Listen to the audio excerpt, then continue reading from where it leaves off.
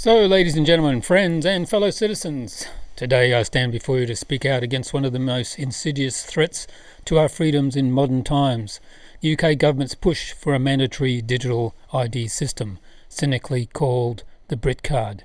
This isn't just a piece of technology, it's a Trojan horse for mass surveillance, control and the erosion of our civil liberties. And make no mistake, Prime Minister Keir Starmer and his Labour government are forcing this upon everyone in the UK under the flimsiest of pretexts, while ignoring the overwhelming opposition from across the political spectrum and the British public. Let me start outlaying the litany of dangers this digital ID poses. First and foremost, it's a hacker's dream. A centralised database of every adult's personal information, ripe for cyber attacks and data breaches that could expose our identities, finances and private lives to the criminal world. We've seen it happen before with government systems. Imagine the chaos if this one falls. It would enable unprecedented government tracking of our movements, purchases and interactions, turning Britain into a surveillance state where every step is monitored and every descent potentially flagged. For those without smartphones or tech savvy, the elderly, the vulnerable, or those in rural areas, it means exclusion from basic rights like employment, creating a two-tier society where only the digitally privileged thrive. It won't stop illegal immigration as claimed. Migrants will still find ways around it, while law-abiding citizens bear the burden of constant verification.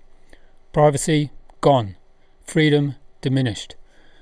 And once it's implemented, it'll expand beyond work checks to control access to healthcare, benefits, travel and more, locking everybody into a dystopian web of digital dependency.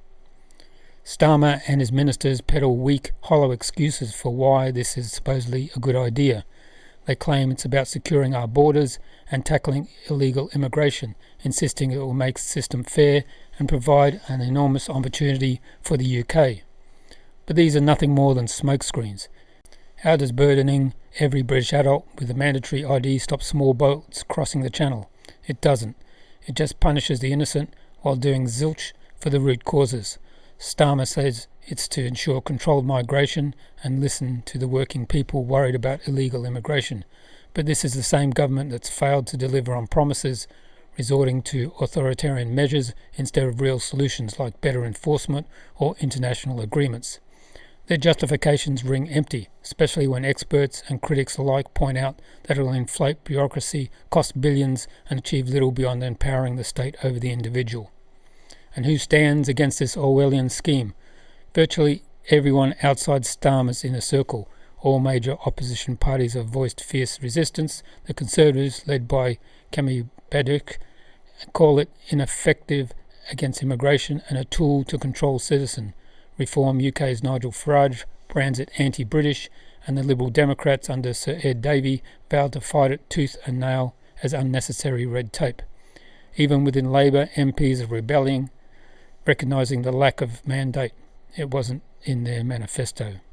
The Scottish Government has firmly opposed the plans, rejecting this intrusion on freedoms. And let's not forget the NHS Nurses Union, the Royal College of Nursing, joining the chorus of frontline workers decrying it as another layer of control that diverts from real issues like underfunding and staffing crises. This isn't partisan, it's a united front against tyranny. The people's voice is roaring the loudest of all.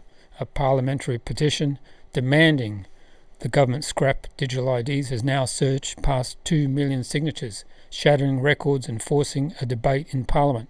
That's millions of their people in the UK saying no to surveillance, no to control, and no to the future where their lives are dictated by a digital pass.